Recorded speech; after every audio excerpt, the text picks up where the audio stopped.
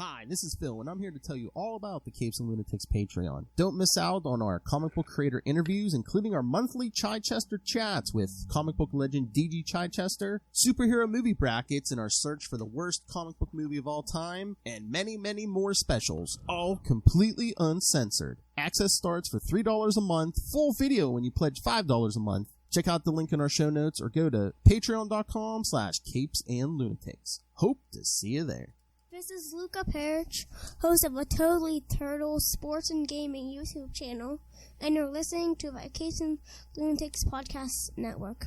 Who's ready for some classic Marvel tales, eh?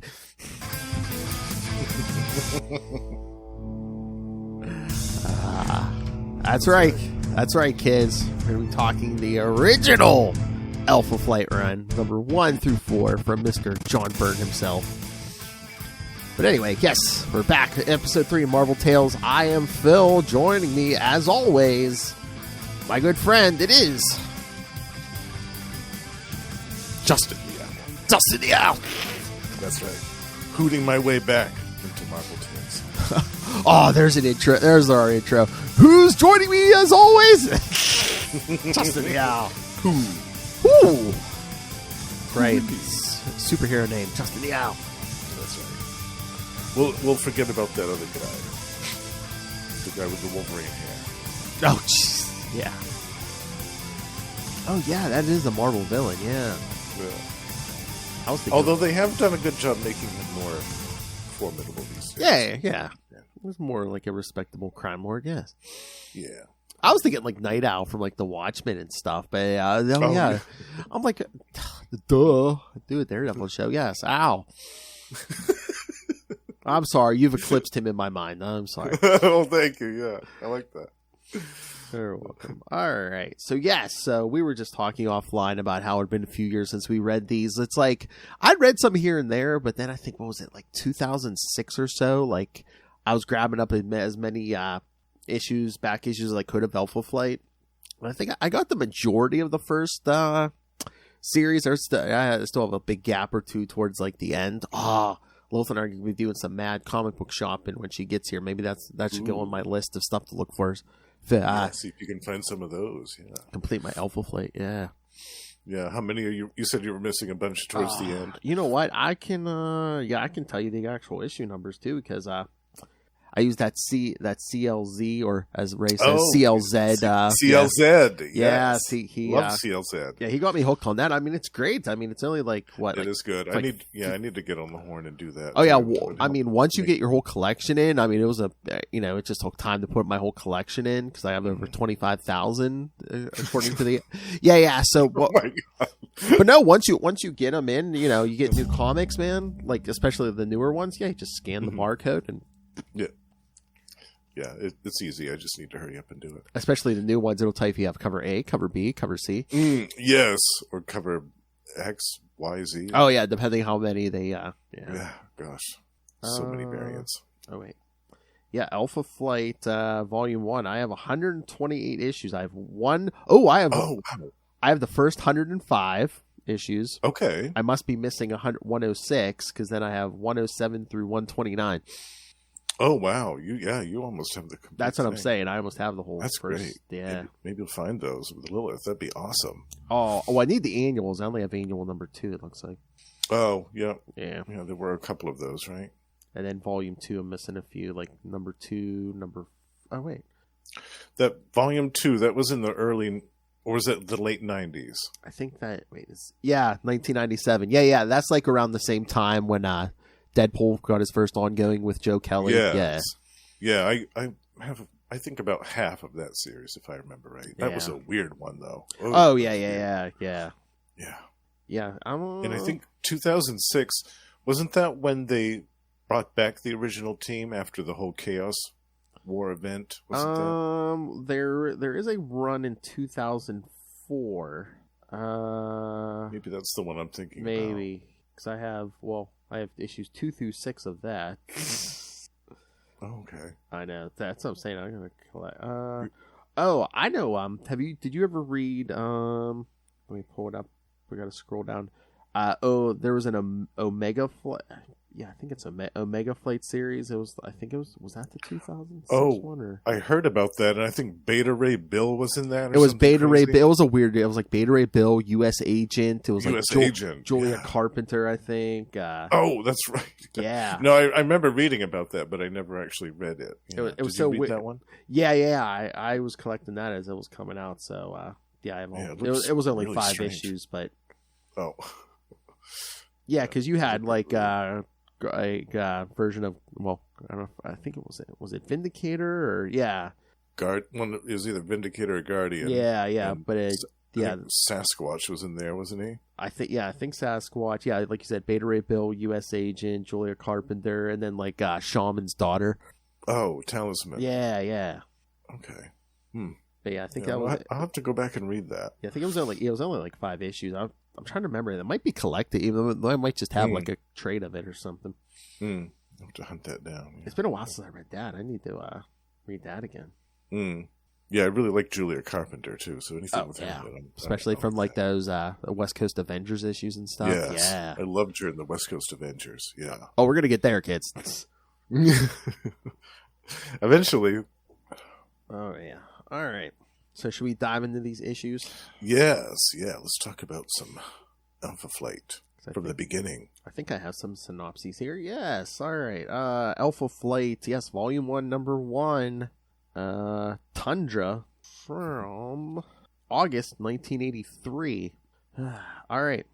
Writer, penciler, and inker, Mr. John Byrne. Triple threat. Yes, Mr. Byrne himself. Colorist Andy Yankchus. I'm not familiar. Letterer Joe Rosen, and editors Denny O'Neil and Linda Grant. Denny O'Neil. All right. Denny O'Neil. Yeah. That's right. This is around the time I think he was going back and forth. I think they said like back in the day, it's like, you left DC or you lost your job at DC, you just walked across the street to Marvel and vice versa. It just, every couple of years. Same day. Yeah. Oh, yeah. Or just every couple of years, back and forth. I would imagine that would be kind of fun, actually. It would keep things from getting too stale or boring. Oh, yeah, definitely. Yeah. All right. So, the Prime Minister of Canada informs James MacDonald Hudson that Department H is shutting down their national superhero team, Alpha Flight. Mac reflects upon what will become of the various team members, notably the rising stars from the backup groups Beta Flight and Gamma Flight. Donning his Vindicator armor, he flies home to Ontario to tell his wife Heather. Meanwhile, in the Northwest Territories, a man named Richard Easton conducts an ancient ritual in which he summons one of the power great beasts, an entity known as Tundra. So yes, some man named Richard in the woods being a total dick. All by himself out in the woods. Oh wait, I should say that too loud. I'm here for dick.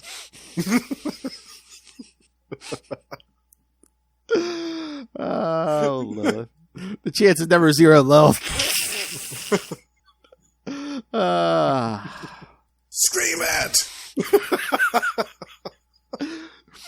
In Quebec, Jean-Paul Barbier visits his sister Jean-Marie at Madame Dupont's School for Girls. He tries to get his sister to shed her modest Jean-Marie personality in favor of her more free-spirited persona, Aurora.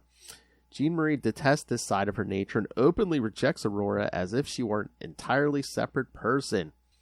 So, yes, we're getting some DID here. Yeah, this was... Well, it wasn't before Moon Knight, but it was... Yeah, but like back in the day, didn't like I think he even said didn't mention like play it where it's like he didn't have the idea. It was just like him, just wearing disguises basically. Right. Yeah, different quote unquote identities. Yeah. Alter egos rather than So yeah, but this is different stuff with Aurora and Jean-Marie. Yeah. Later at the Hudson residence, Mac receives a call from Alpha Flight's former government liaison, Gary Cody. Cody tells him about a bizarre phenomena taking place at Resolute Bay. Vindicator flies off to respond to the emergency. Heather, fearing for her husband's safety, activates a signal beacon that goes out to all former members of Alpha Flight, including upcoming recruits Puck and Marina. Puck is working as a bouncer at Corky's Tavern in Toronto when he receives the call. Exuberance overtakes him and he rushes out to track down Hudson. And again, I guess like at this point they're just like playing him as like he's just a little person, but like later on wasn't he like his size was part of like some kind of curse? He was indestructible, but it was like a curse or something. Right, it was a curse from some type of evil spirit or entity, and I can't remember the name of the being, but I think it was issue number 50 that they discussed that curse in detail, and he actually got a short-term resolution to that for a while. Yeah. But like, I think John Byrne intended him to actually, though, to be a little person. And I think so. Have it be anything mystical or mutant-esque. But that's so weird. I'm like, is there another like meaning for that name? Because every time I hear Puck, I'm just like, hockey puck? I'm like, wait a minute, you know? Like, that's like some American guy being like, oh, call me baseball.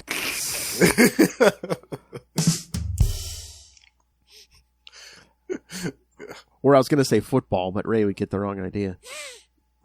Gridiron. American football, Ray. Oh, man. Last time I talked to him and Dave, he was wearing his like soccer tank top, and he was just like, yeah, the team. Oh, yeah. They must be going to watch a game soon. Oh, yeah. I think there's all kinds of going on down there now. Newfoundland, Marina carries on a conversation with her adopted brother, Dan Smallwood. When she too receives the signal, she dives into the sea and begins swimming towards Vindicator's coordinates. In British Columbia, Professor Walter Lankowski perceives the summons as well and is surprised to find that there is still a need for Alpha Flight. He transforms into Sasquatch and races to aid his old allies. Meanwhile, Snowbird arrives at the scene where Tundra has risen from the earth. Standing several stories high, he commands the very power of the environment, assaulting Snowbird with a barrage of rock and debris. The rest of Alpha Flight finally arrives, including Snowbird's close friend, Michael Two Young Men, also known as Shaman. Is that supposed to be a Native American name? Two Young Men? Yeah. I don't know. It just always struck me as odd, even though I'm just like, I guess. Well, I don't know if I think the tribes are different in Canada. So, I mean, I'm not 100% sure, but because I was like, yeah, I think the only people could pull off that name are like you or Lilith. I'm a sucker for a guy with a powerful rod. Only two? Oh, come on. Oh, well, that escalated quickly.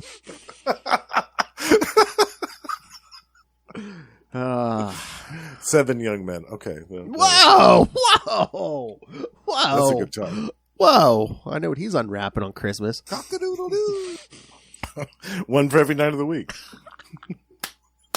I heard you converted to Judaism just for 8 nights. Cock-a-doodle-doo. Yeah, now we're going to get Lil. Special kind of advent calendar. Whoa! My favorite biscuit. Oh, man, now we're going to get Lilith to run off the road. Hey, Vindicator begins attacking Tundra with a steady stream of electromagnetic energy, but Snowbird warns him that such an assault would adversely affect the environment. As Vindicator scales back his attack, a Canadian Armed Forces helicopter airdrops Sasquatch on top of the behemoth. Sasquatch begins tearing into Tundra's side until the great beast swats him away like a fly. Yeah, that was funny. Snowbird, go away, pest. Snowbird tells Shaman that only the forces of nature can successfully stop Tundra. He uses his magic to summon a great deluge, which greatly wears away large portions of Tundra's form. Marina arrives riding on top of a traveling water spout. Shaman uses the excess water that she has brought to finish Tundra off for good. His body erodes away until there is nothing left but a bed of silt and a large salt lake. Realizing how effectively everyone worked together, Vindicator offers to reestablish Alpha Flight as an independent superhero team. So, thoughts? I love it. I think this is some of my favorite John Byrne art in this issue. I all the stuff with Tundra. Mm-hmm. I love that full page spread where it's Tundra walking along and you see kind of the close-ups of Sasquatch on the side of him tearing off these huge chunks of his basically his skin, for lack of a better term. His body, just ripping chunks of his body away. I love that. And the fact that they used some teamwork to get rid of this huge, monstrous thing. Because at first you'd be thinking, like, what could Snowbird possibly do against Tundra? Or North Star and Aurora? But all of them working together were able enough to defeat this giant thing. And then Puck gets there too late. Did you leave some for me, eh? Oh, yeah. I'm just reading the notes here. I love, although Captain America, Cyclops, Daredevil, Franklin Richards, Invisible Woman, Mr. Fantastic, Spider-Man, Thing, and Thor appear on the cover to this issue, they do not appear inside the actual story. Imagine that. I know. And it's the surprise of this issue. Yes, and I think they do mention, this issue takes place 2 weeks after the events of Uncanny X-Men 139 and 140. Oh, really? 2 weeks after that? That's what it says, yeah. Wow. Yeah, this issue contains flashbacks of Alpha Flight and the X-Men fight with Wendigo. Wow, I didn't realize it was that close to that. That's cool. Yep, and the first appearance is a Beta Flight and Gamma Flight, although this is the first appearance of them. They only appear as cameos throughout images. All members will make their first full appearances in future issues. And this is the second appearance of Heather. She first appeared in Uncanny X-Men 139. Right. That's right. And North Star and Aurora both have last appeared in Machine Man 18. Machine Man 18? Wow. I don't remember that. Do you? No, I don't think I ever read it. Wow. Oh, and Sasquatch last appeared in Machine Man 18. So, yeah, like, at least half the team, like... I'll have to check that out. I know. Remember that at all. I haven't read a ton of Machine Man. I want to, because like I just remember him showing up in like there was like an issue of the Hulk. He showed up. There's an issue of Iron Man. Yeah. Avengers. He guest starred in the Avengers here and there. Yeah. He's always more of a guest star that I was familiar with. Yeah. That's cool. I have to track down that issue if it's got some Alpha Flight in it. Oh yeah. I wonder if I never really looked. Hold on. I was gonna say though, is Machine Man on the Marvel app? Oh, yeah. Marvel Unlimited, it might. Because it's not like some of the other ones where they lose the rights. Right. Oh, it is? Oh, wait. Oh, yeah, it is. Oh, cool. Yeah. Yeah, there it is. Yep. You have to check that out. 1978. Yeah. Wow. Yep. Cool. Yeah, because there it is, issue 18. Machine Man is detained by the Canadian authorities following a Hulk debacle. Oh. It's always the damn Hulk. Always Hulk. And then Machine Man getting into some mischief in Canada. I love it. That's going to be good. I just hear Russell doing a Hulk voice talking about, a border crisis or something. Hulk say build that wall. I'm not your buddy guy. I'm not your guy, buddy. Hulk say shut your flapping heads. There's your South Park Chocolo. But no, I mean, Tundra was a decent enough threat because, that's like the thing with group books. You have to like come up with like a big enough threat or it's like, oh, well, one guy, one of these people couldn't do it or two of them couldn't handle it themselves. Right. Yeah. In some ways, I kind of wanted in their first issue them to go up against another team. Yeah. So that you can see more of the individual members doing things against individual characters. But this was still cool. This is still a good way to open the series, I thought. But we need a new Alpha Flight series, and I know he's busy as hell, but give it to Jed McKay. Yes, Jed McKay needs to write that. He wants it so bad. I mean, he loves the franchise. I mean, he knows the characters. He loves the characters. He knows the history, and it's a guy who loves the franchise. Any book, that's what you want. And it would be amazing. I know it would be amazing. And what a great way we could maybe get Moon Knight to guest star with Alpha Flight for the first time. Oh, nice. Oh, that would be so cool. I can see it now. Oh, yeah. Good thinking. Oh, did you see, I guess, he's also writing the Strange series with Clea as the Sorcerer Supreme, but I guess, of course, Stephen Strange is coming back, and I guess when he does, he's getting a new series again, and Jed's still going to be writing that, so... Oh, 2 series? Well, no, I don't know if they're ending the Clea one and then restarting a Stephen Strange one. But either way, Jen McKay's writing it, so I mean, they could still both be in the book. You know, they'll probably just do a new number 1. And Good. That's excellent. I knew he wouldn't be away for long. Oh yeah, Stephen. No. Yeah. All right. You ready for issue 2? Yes. All right. All right. Alpha Flight number 2, from September 1983. Shadows of the Past. Looks like the same team except for letterers Tom or Jezowski. Yeah. Lots of letters there. ORZECHOWSKI. All right. Yes. He's my favorite letterer, and I still don't know how to pronounce his last name. I know that. Well, that's like you get like made up names in comics for characters or stuff, and it's like, you know, it's like, I don't know, you know how to pronounce them. I mean, at least that's a real person's name. You know, sometimes when you get made up names in comics, you're like, well, how do you pronounce that? Because it's not even a real word. Yeah. Let me take a stab at that and see how it sounds. And you hear someone else say it, and you're like, oh, I've been saying that in my head wrong for many, many years. Yeah. Oops. But yes, we get Shadows of the Past, the main story, and then we start the origins of Alpha Flight backups. I love these backups. Oh yeah. I have something. Yeah, that's something I want to bring up once. We start getting these backups. All right. The members of Alpha Flight gather at an old Canadian military proving ground near the Albany River.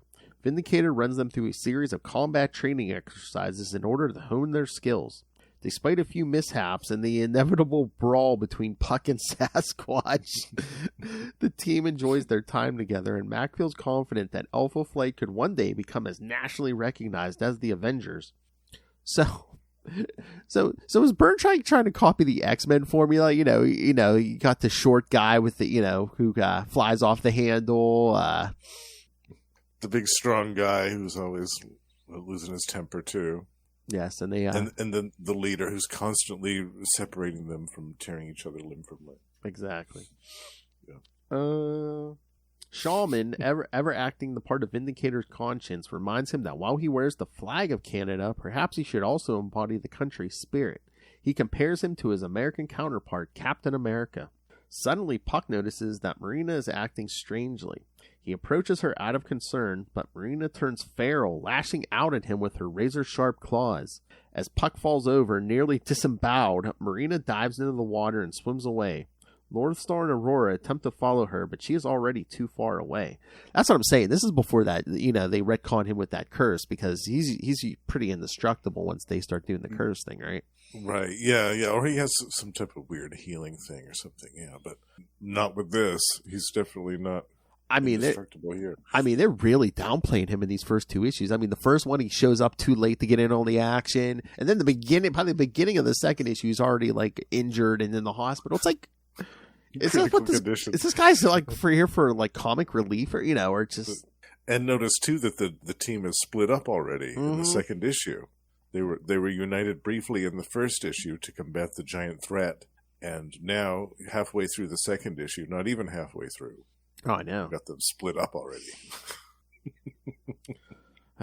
Vindicator and Shaman rush Puck to the hospital. Shaman uses his Sarsi magic powders to stabilize his condition, but it is his skills as a surgeon that ultimately saves his life. While Shaman labors to save Puck, Vindicator ruminates over the circumstances that brought Marina into Alpha Flight's fold. Flashback. Flashback. Picture it. 18 years ago, fisherman Tom Smallwood fell from the deck of his trawler during a massive rainstorm. Mired by his fishing nets, he began to sink to the bottom of the sea. However, his attention caught sight of a glowing green egg, and he was able to snatch it up and use it to buoy himself to the water's surface. And can I just say, the Smallwood family, Justin wants no part of that. That's right. That will not do. Justin, Lilith, no. They want nothing to do with that family. No. If it's only good for changing watch batteries, I'm not interested. Wow! Taking the egg home with him, he showed it to his wife Gladys. The egg hatched, bringing forth an infant aquatic life form. Naming her Marina, the Smallwoods took the child into their home and raised her as one of their own. By age 16, Marina's aquatic superpowers fully developed. The Smallwoods found that she could not only survive indefinitely underwater, but could swim at speeds in excess of 800 knots per hour. Lubricated eels are the best. Sea life. Sea life!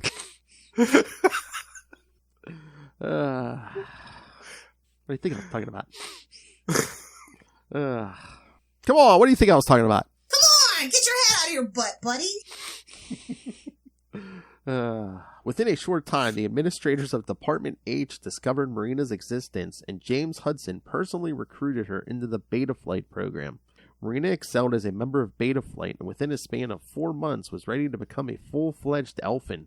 The rest of Alpha Flight gathers together aboard the Omni-Jet and begins tracking Marina's path via the signal device located in her locket. She swims to the North Pole where she arrives at a frozen glacier facility.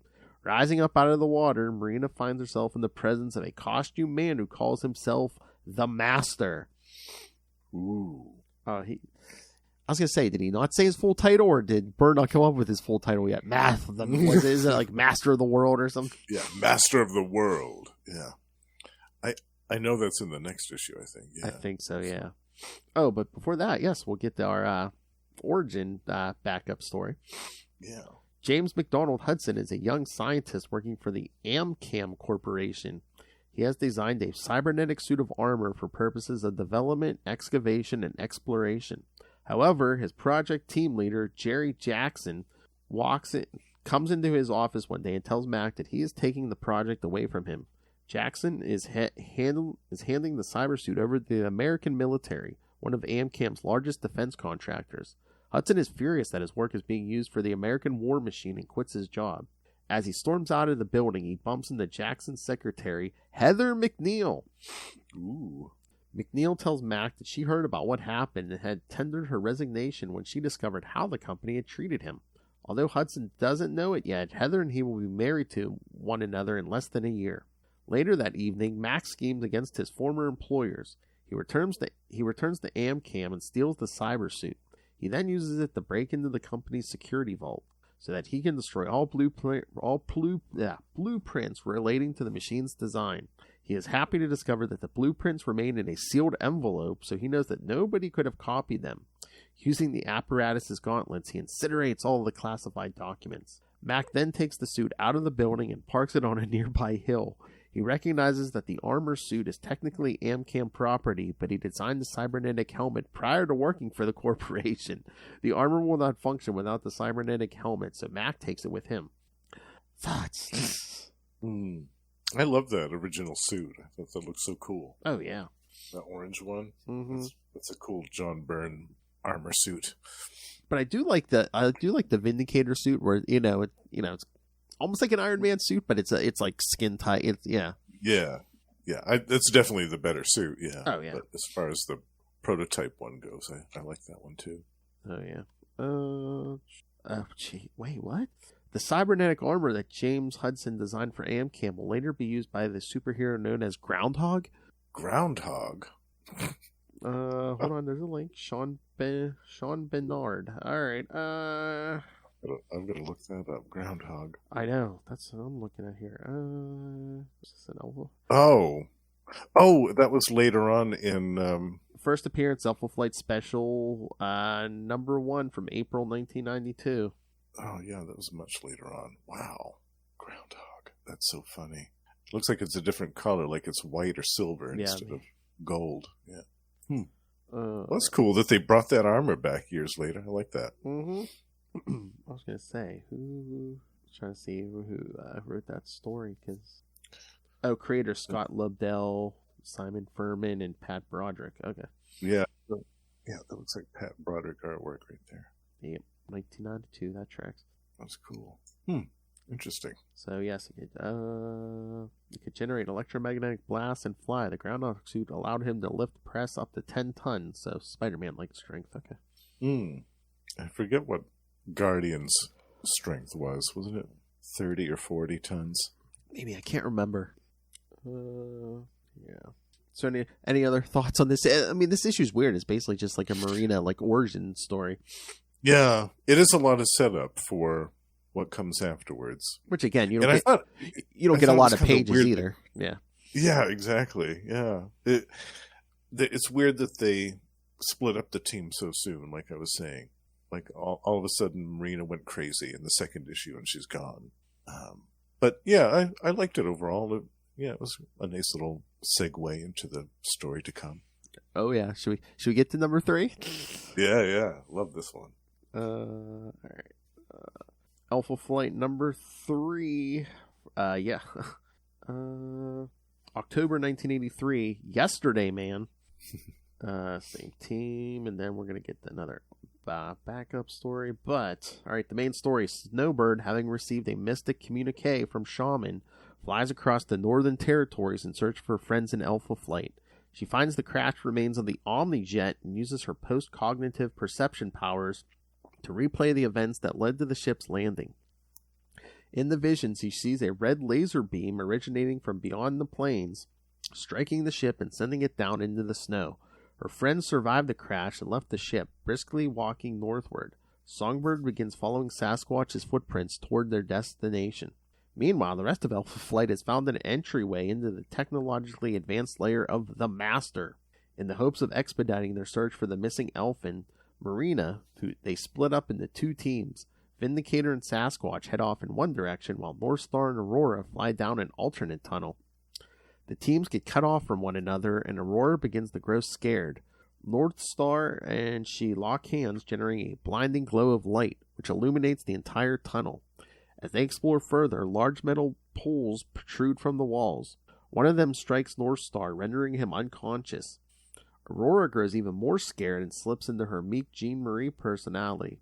Vindicator and Sasquatch manage to smash through several yards of thick wall in order to find them.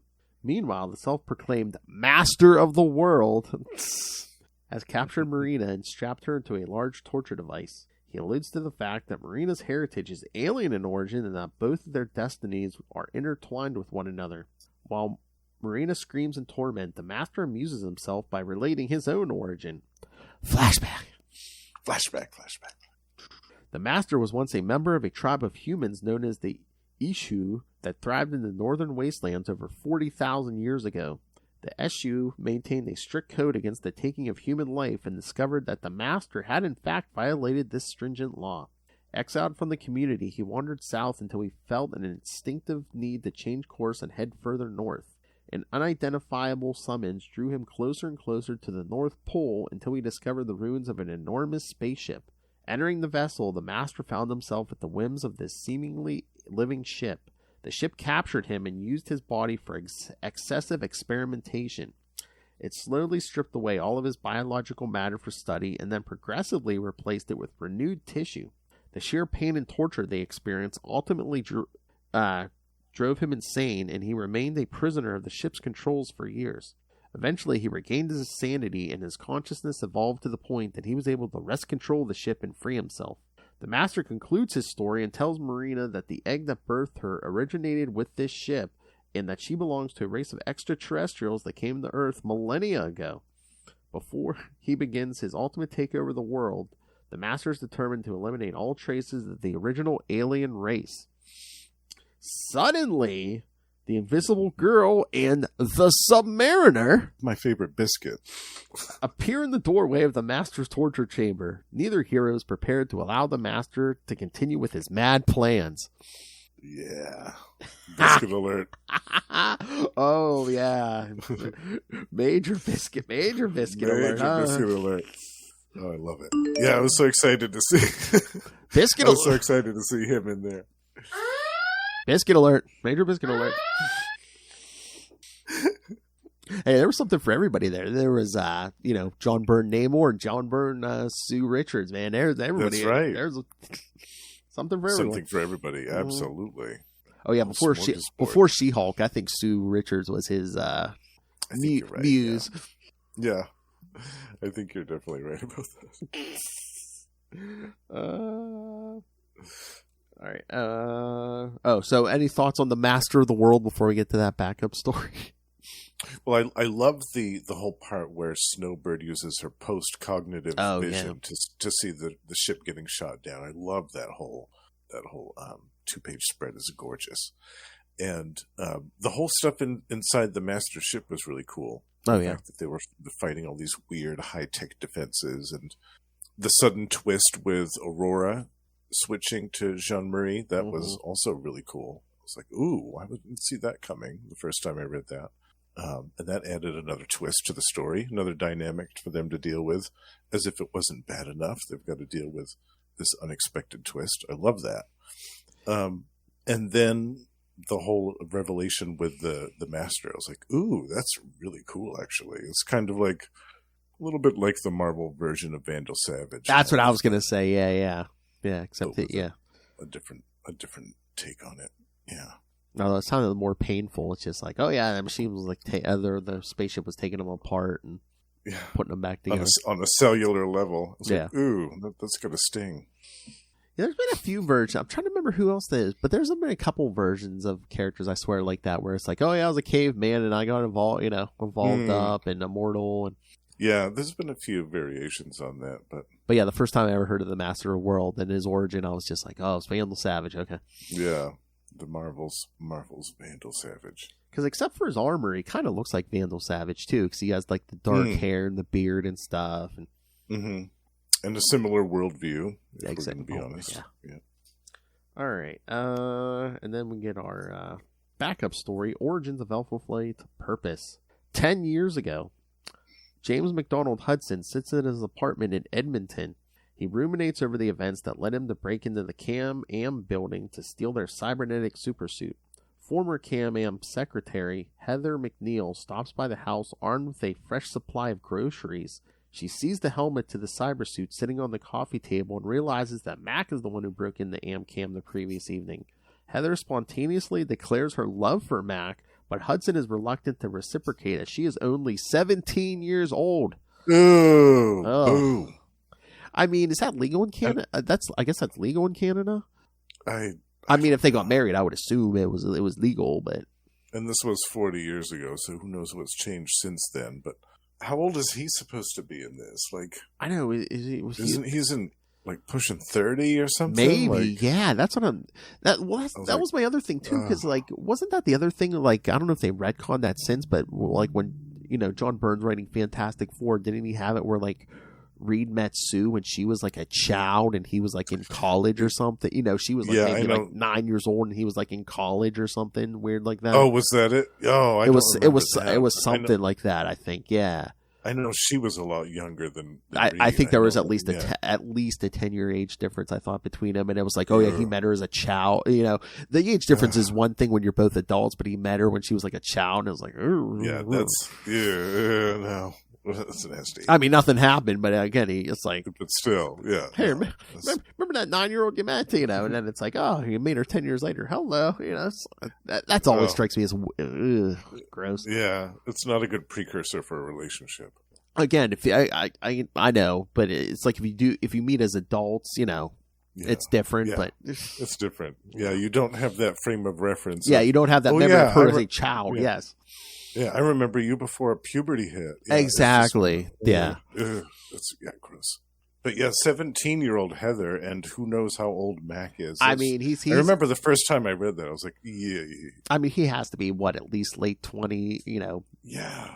Mid to late 20s. Like, I would pick that because I mean, they were playing that age difference. Once again, there had to be I would assume at least 10 years difference there. Mm-hmm. I mean. So what? So I guess I don't know how Canadian schooling works. I guess she was out of high school or whatever their equivalent was and working that job. Like was that her first job? Maybe. I guess. Wow, that's pretty good. Land that job right out of high school or internship at the very least. I mean, unless were they up to some funny stuff because they were like, oh, let's hire a teenager. She ain't gonna know what's going on. No. Yeah. She'll work for beans. But I just love how all of a sudden she declares her love after it's like, oh, you broke in and stole that suit of armor. Oh, I've got blackmail on you now. Hi, Clyde. My name's Bonnie. How you doing? Let's go on the run together, Mac. Oh, so this was 10 years ago. So now she's 27, and yeah, he's got to be at least in his 30s. Yeah. All right. Over the following year, however, the two do in fact marry one another. James and Heather. As soon as she turned 18. Maybe. Yeah. Maybe they had to wait until she was legal. Oh, that's nasty. Yeah. Oh God. Yeah. He was probably counting the days. It's like, oh, let's go. Yeah. Ugh. Marking them off on the calendar. Only another month left, honey. I'm surprised Byrne didn't have like some kind of caption where it's like their wedding day, her 18th birthday. Girl, you'll be a woman soon. Ooh. At least Lilith Hellfire waits for her men. She said they at least have to be legal drinking age. Yes. Yes, that is a criteria for me as well. Yeah, young, dumb, and having a legal ID. Young, dumb, and legal. It knows how to get the F out the next day. Yeah. Well, you don't want to know the things I've done. Oh man, I'm gonna have to watch my language when she's here, man. I said I'm gonna be in backhand range, you know. You gotta wear body armor that week. Oh, or at least wear a cup. She's a short wood, eh? James and Heather travel to the Parliament building in Ottawa and consult with an official named Frank Holm. James tells him everything that he had done at the Amcam Corporation and further reveals that he legally owns the helmet that powers the cyber suit. Holm consults with the Prime Minister and they realize that Hudson is just the sort of man they need in the Ministry of Defense. Holm arranges to retroactively place Hudson on the government payroll and makes restitution with Amcam. We'll save you. We'll save you and your child bride. We'll look the other way. We'll look the other way that she's 17. Exactly. Well, no. Did we figure out she might be 18 by We got 2 months left to wait. Groomer. Yeah, right. Exactly. Seriously. Max a groomer. I mean, I hate to say it, but do we need to look in the Byrne? I mean, it's again, Reed Richards, Hudson. It seems like he's like ranking groomers here, you know? Now that you mention it, I'm trying to think about when he went to Dark Horse and there was Next Men. Oh, I didn't read that, so you're out there. I feel like there was something in there like that too. Oh, I can't remember. Well, oh no, that was Claremont. I was going to say, what about the X-Men, Kitty Pryde and Colossus? Oh yeah, and then years later, Kitty Pryde and that Pete Wisdom guy. Oh yeah, but I mean, when she meets Colossus, she's like 13, and is he like 17 or 18? I mean, I guess. Was he 17? Yeah, well, I think he was something like that. Yeah. You know, and I always thought that was weird too. Any romance with a 13 or 14-year-old, like. But I know by the time he hit 18, she was still underage. So. Yeah, it's just, and it just looked even weirder because he was so big, and you know she was. Like, I know, short the proportions were so. Yeah, no. Now it would make sense. Now at the age that they both are now in the timeline, it would make sense if they got together. But yeah, back then it was weird. It was creepy. Exactly. Parliament creates a research and development program under the umbrella of the Ministry of Defense called Department H, and they select Hudson to act as the department's administrator. During this time, he meets the Canadian secret agent known as Wolverine. One day, Hudson reads a newspaper article about a new American superhero team known as the Fantastic Four. Inspired by the article, he decides to create his own Canadian defense response team called Alpha Flight. Oh, that's another series we're gonna have to do issues on Wolverine. Definitely. One of my favorite Wolverine runs is the Chris Claremont, John Buscema. Oh yeah, Patch in Madripoor. I love that one so much. He runs into Joe Fixit. Yeah, so good. What'd you think of this one, Phil? I mean, it was interesting. Again, another kind of like origin issue, but lots of origins. The Master of the World. We get some on Hudson and his child bride. I mean, it's just lots of origins. Yeah, I mean, we were piling on the origins, and then we were really teasing Justin at the end of the first story with the Submariner. Yes. Yep. It's like, ooh, there he is. Oh, and they're up in the Arctic, buddy. Yeah, you're. Cold, wet, hard nipples. Glass cutters. Oh. And yes, Sue and Namor last appeared in Fantastic Four 260, so also John Byrne book. Mm-hmm. And again, no Puck this issue because he's still in the hospital. Yeah, they're trying to keep his intestines from falling back out. Exactly. Oh yeah, and the backup story. It takes place 10 years prior to Alpha Flight 1 and concurrently with events first chronicled in Fantastic Four #1. So. Oh, yeah. So yeah, that backup takes place around Fantastic Four #1. Pierre Trudeau last appeared in Uncanny X-Men 140 with a corresponding flashback taking place in Alpha Flight #1. This is his final appearance to date. Oh. This issue indicates that Marina is 20 years old, whereas Alpha Flight 2 states that she was hatched only 18 years ago. The Master of the World states that her egg was first laid over 40,000 years ago. So is she 40,000 years old? Does it count before you hatch? Now there's a debate waiting to happen. Is it like coming out of the womb? Is like you don't start the clock until you're hit air? I don't know. Yeah. There's a lot of room for interpretation there. But again, is she 18? Is she 22? Oh God! And Hudson recruited her too. That's true. That's what they said in the last issue. He is a groomer. Uh-oh. Oh my God, can you imagine if we had a comic book like that where it's like, it's a guy, he saves the world on a regular basis, but like his whole team is made up of like young women. Young women, yes. Him and young women, all yes. scantily clad. Oh. Yeah. I'm surprised nobody picked up on that in the 90s. I mean, scantily clad, we had a lot of that, but... Yeah. But that concept, yeah. That would be a great one for a superhero or a villain that's masquerading as a hero. Yeah, I love that.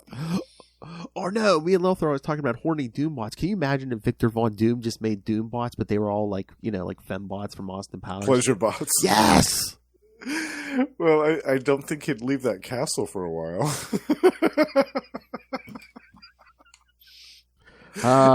The world would have been...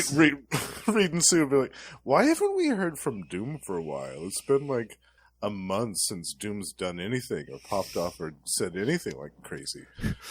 Oh, don't worry about it. Don't worry about it. Reed Richards has finally stopped the menace of Dr. Doom. How? He introduced him to the concept of the robotic vagina. The cosmic powered fleshlight. You're trying to say he was trying to steal the Silver Surfer's power so he didn't have to change batteries? Yeah, exactly. One that you never have to recharge again. Well, yeah, perfect. I know, man. You don't want to change batteries, or in like Lil's case, you don't want to put more diesel in the tank. With the pull crank. Yeah. I'm sorry, Lil. She's listening to this. She's like, I'm not even there. Now you know how poor. Now you know how poor Ray feels on a regular basis, Lil. Okay.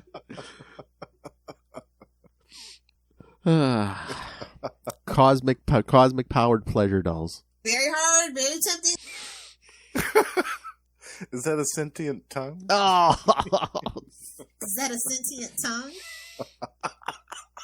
You know how duck penises work, right? I wonder if my wrist is ready for that. I wonder if Doom's wrist is ready for that. Oh. Come. I don't know whether to be excited or horny or both.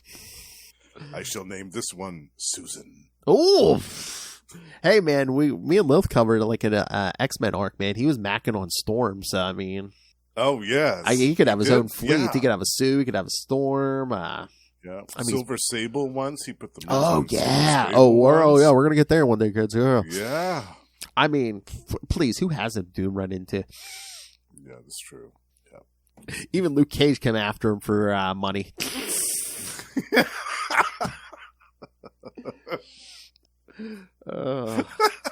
Can you Imagine he storms that castle and Doom's like under a pile of female Doombots. It's like, what the hell?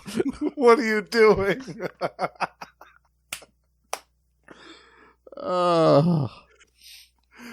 You use the power of the Beyonder for this? You nasty. What you doing to that Scarlet Witch? All right, let's get to issue 4. Yes. I know Justin's chomping at the bit for his biscuit. All right. It's biscuit time. Taste the biscuit. Taste the goodness of the biscuit. Oh, shut up. That song's already stuck in my head. My favorite biscuit. All right. Alpha Flight number 4, November 1983. Resolutions. I was going to say, it looked like same team, but we have letterer this time is Rick Parker. The Submariner. My favorite biscuit. And the Invisible Girl race towards the frozen north in the Fantastic Four's Fantasticar. Namor expresses concern that a great evil lies within the territory that has been poisoning Atlantean waters and driving barbarian hordes further south. Suddenly, a laser array protrudes from a patch of ice and blasts the ship out of the sky. They crash down close to the concealed entryway into the Master's alien spaceship. Meanwhile, Guardian and Sasquatch succeed in finding Aurora. However, the experience has traumatized her and she has regressed into her Jean Marie persona. Jean Marie rejects her fellow Elfins and takes off into another corridor. Sasquatch feels that he might be able to reach Jean Marie in his human guise, so he shape-shifts back into the form of Walter Lankowski. He catches up to her and in an attempt to calm her down, recalls a secret past intimacy. But Jean Marie grows enraged and backhands him across the face. Who is this little hellfire? Hey, girl, remember when we used to date? Silence! I told you to catch that Uber and never speak to me again. That's right. Delete my number. Or I'll delete you.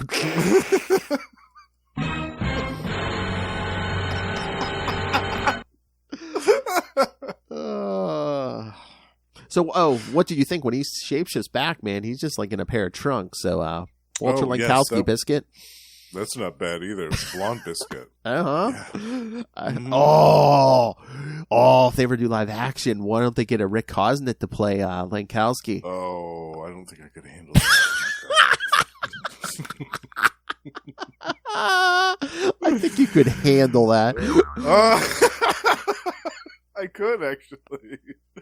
I could handle that very well. Oh. No, I've been wondering for years who he would be perfect to play in the MCU, and I haven't really settled on it yet. But Can he do a Canadian accent? I bet he could. Oh yeah, I bet he could. Oh yeah. Oh, Rick Cosnett for Sasquatch. Oh, I'm glad I give you something to think about tonight. All right. Thank you, Phil. He's like I need an excuse to think of Rick Cosnett. Thank you. Vindicator, meanwhile, flies down an alternate route until he meets up with Northstar, who is only now reviving from an attack by the Master's ship. The Submariner and the Invisible Girl eventually find an undersea entryway into the Master's craft. Sue turns them both invisible, and they find the Master of the World standing above the prostrate form of Marina. The Master, as yet unaware of their presence, continues to tell Marina of her own mysterious heritage. The Master tells her that her species originates from a race of alien conquerors who abandoned their home world millennia ago. As their population expanded, they colonized new worlds, greedily consuming all of the planet's natural resources until it was time to move on again. 40,000 years ago, one of these alien hive ships malfunctioned and crashed on Earth in the North Pole. Drawing nutrients from the environment, the living ship grew, insinuating itself into the very fiber of the planet. It then issued forth a summoning beacon designed to attract the planet's dominant life form. From there, it would genetically copy the life form's template in an effort to breed a new conqueror species readily adaptable to the planet's needs. Thousands of alien spores were launched from the ship, but to the Master's knowledge, only one egg survived intact all those years, Marina's. Because her egg rested at the bottom of the sea for so long, the alien spore evolved and became amphibious. When the egg hatched, the life form inside genetically imprinted itself upon its handler, and thus Marina took on a humanoid form. Deciding that they had heard enough, the Submariner and the Invisible Woman make themselves visible in this... wait, hold on, I lost my place. Descend into the Master's chambers. Recognizing they could not hope to defeat the two heroes in addition to the wandering members of Alpha Flight, the Master elects upon a speedy retreat. Vindicator, meanwhile, flies throughout the vessel, blasting as many instrument panels as he can find. The extensive damage begins to take its toll and the ship starts to buckle. He manages to regroup with the rest of his team as well as Namor, Sue, and Marina and evacuate the ship. The giant space vessel explodes, destroying a massive portion of the surrounding icy landscape. Sue protects everyone inside of an invisible force field and creates a raft for everyone to stand on. The Submariner invites Marina to come back to Atlantis with him so that they can research her alleged origins more conclusively. Marina accepts and says goodbye to Alpha Flight. Later, Guardian stops off in Newfoundland to tell Dan Smallwood, Marina's adoptive brother, that she is gone. Dan, who has nurtured a lifelong passion for the amphibious hero, is heartbroken. They act like she's dead, but she just went to Atlantis. Yeah. You can still visit her. Yeah, I mean, was she coming home to visit Demery? I mean, she was living there, I guess. But it's like, yeah, it's just like she moved as long as she's dead. Yeah. Yet. We'll still see her again. Yeah. Or Willie. Oh. Yeah, it's true. Anybody gets to romantically involved, that Submariner, man, it never turns out too well. Yeah. And like, what was it, 4 or 5 years later, that relationship took a tragic turn. Right. Yep. It's his name. Namor the Submariner or the Deadly Dong?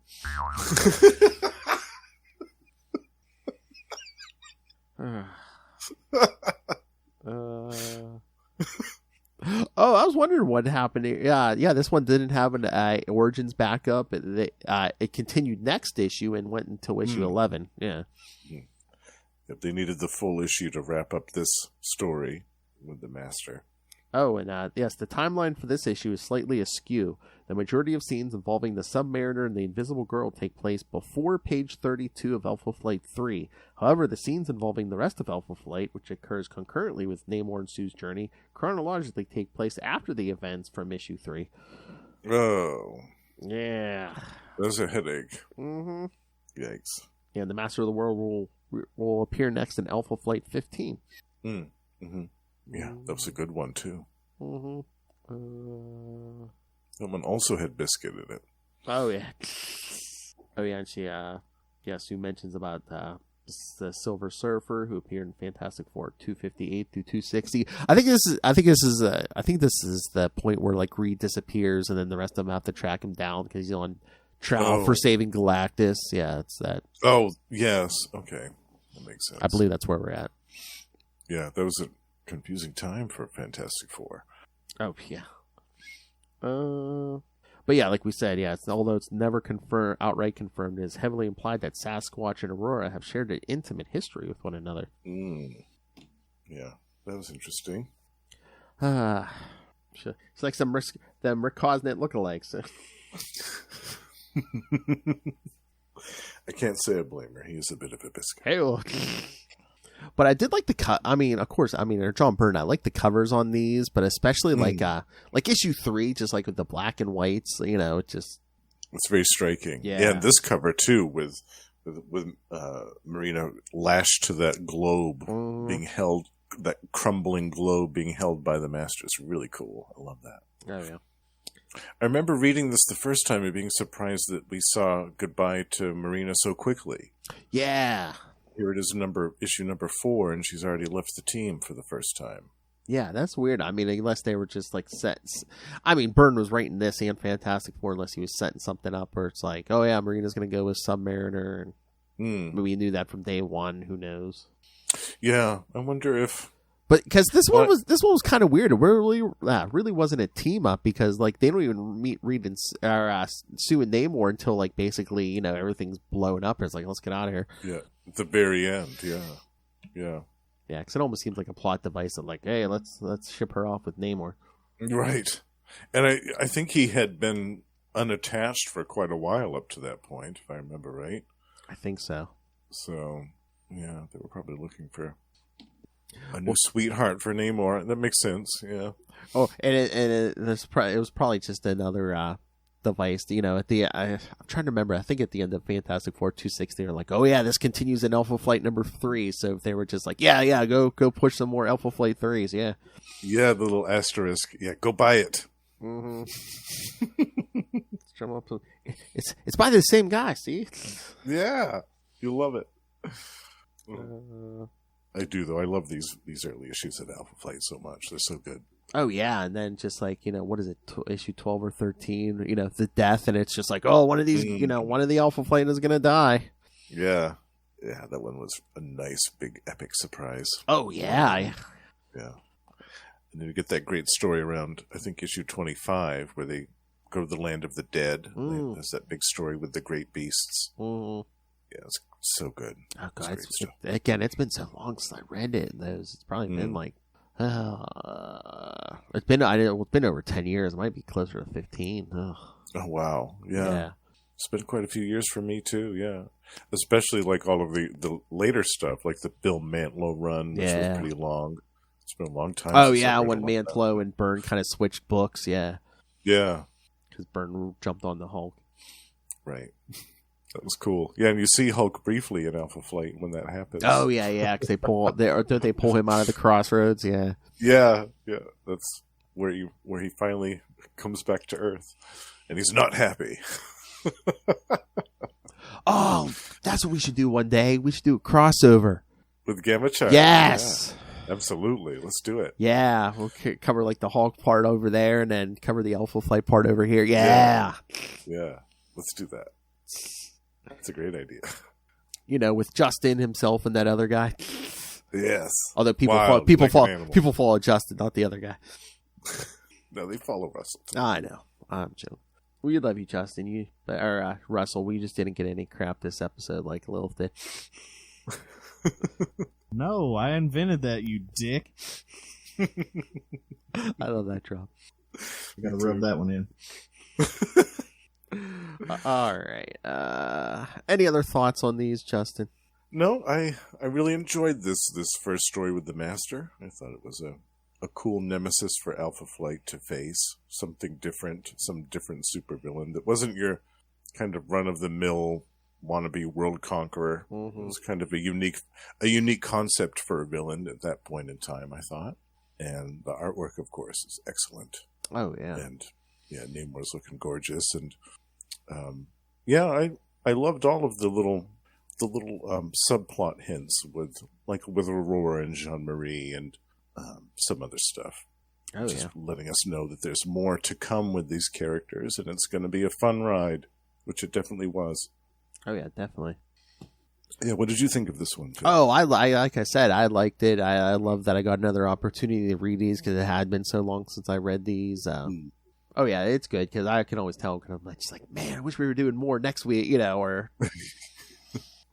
Eventually, we'll continue on this. Oh yeah, we'll go back to them for sure. Most of the stuff we're doing, we're gonna we'll get back to Genus, we'll get back to Alpha Flight. We'll do plenty of X books, but yes, but next week, we're gonna be doing Avengers 47 and 48, the first appearance of Dane Whitman, the Black Knight. That's right. Yeah, who will be coming to the MCU soon. Well, he kind of already did, but not as the Black Knight, Right. Dane's been introduced, but the Black Knight is coming soon, I think. Probably, but the rumor is the Blade film. Oh, yeah. I think. Is that he's going to show up in that next. And then that'll be, that's already the last episode for January, so. Yeah, we'll have 1 month under our belt already after that. Yeah. And then, like again in February, boy, I wonder why we're doing this. Yes, we're going to be doing a bunch of Ant-Man, the Wasp, and Kang stuff. It's going to be Quantumania all month long. Oh, yeah. First appearances. Scott Lang. Yeah, they're all in there. It's going to be great. I can't wait for that. And again, I think we already mentioned it, but the first week of March, we're going to be doing the first couple appearances of Thunderbolt. So. Yes. Yeah, we got to have Russell on for that one, too, because that has a Hulk appearance in there. That has that Hulk issue, yes. Yeah.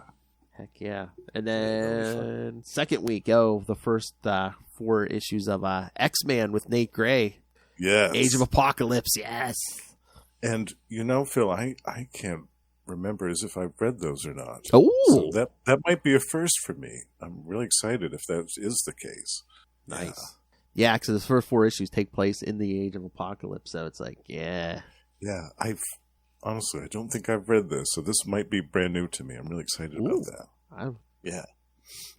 That'd be nice. Get your first impressions on that, yeah. Yeah. Okay, and whether you've either read all this stuff before or it's new to you, please send us your feedback on all of it. Or like I said, just the stuff we've already done, Mm-hmm. I want to hear what you guys think. If we've talked about it before, still send your thoughts in and we'll play it. Especially this Alpha Flight stuff. I know you guys read it. Come on.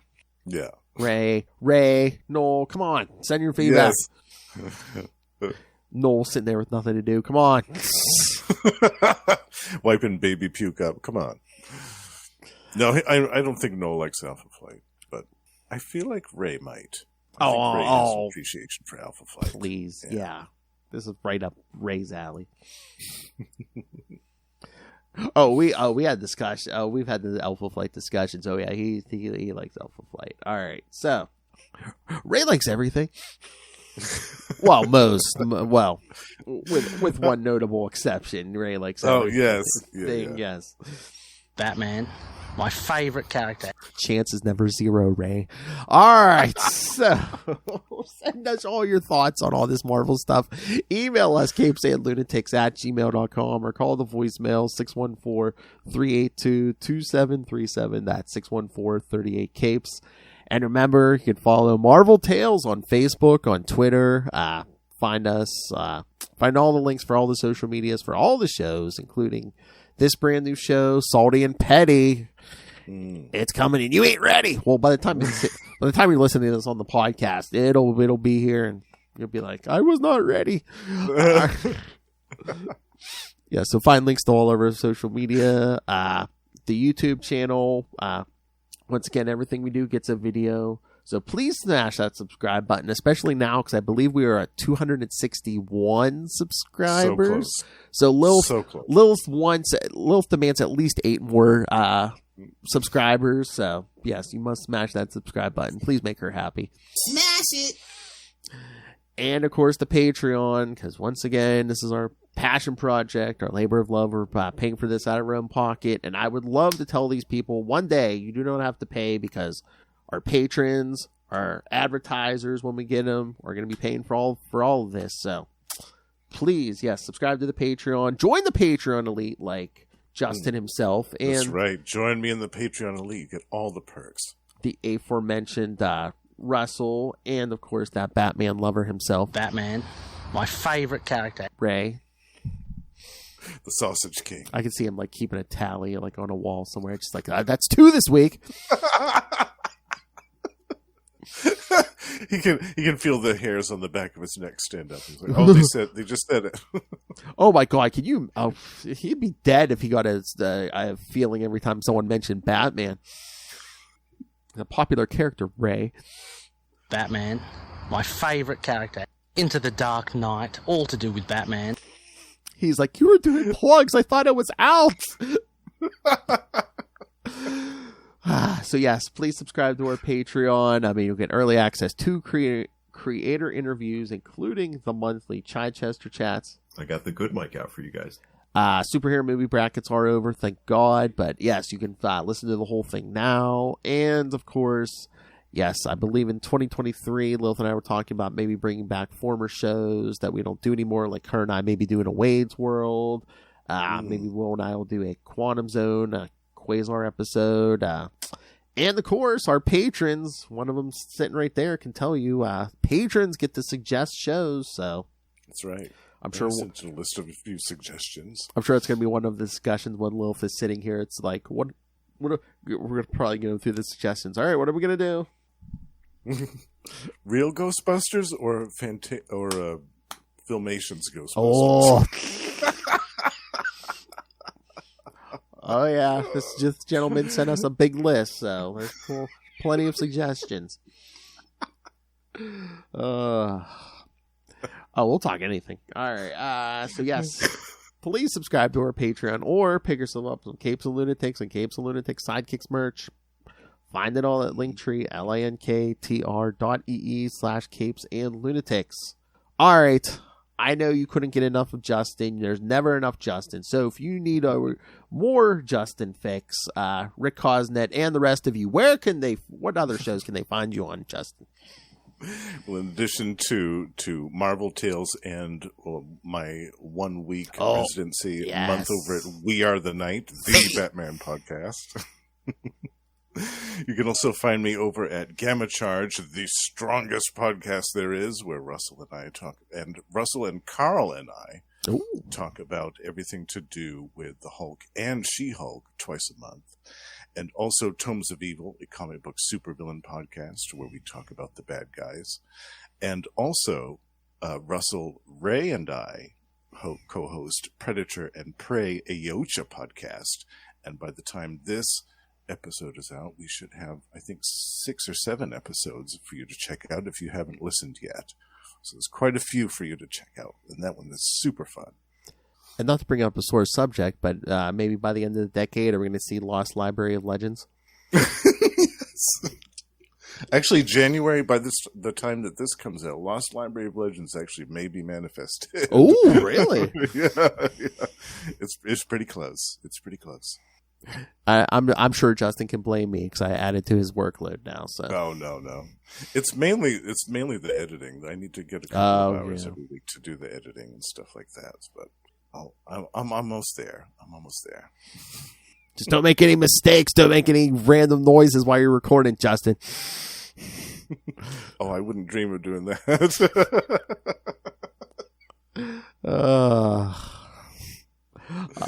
Rick Cosnett might hear it someday. I wouldn't want him to hear anything inappropriate. Wow! All right. You never know. All right, kids, let's get out of here.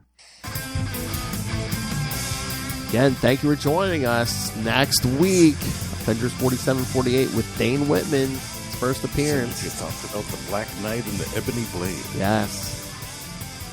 And then in February, it's going to be all Ant-Man, Wasp, and Kang stuff. So, send your thoughts. And again, follow us on social media. I always put up what's coming next and where to send your thoughts. So,